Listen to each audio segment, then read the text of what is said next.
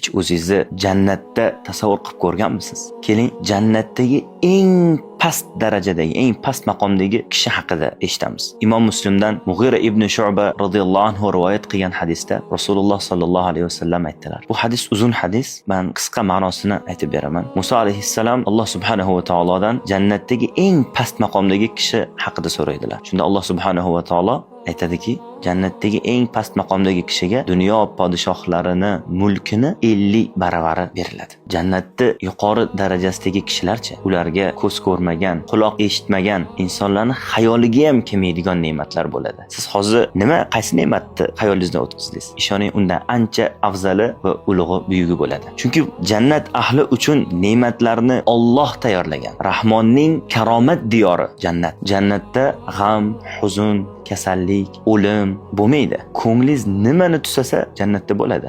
Uni g'ishlari biri tillodan, biri kumushdan. Bu Allohning jannati. Agar bu jannatni sifatlasak, bizga oylar ham, yillar ham yetmaydi.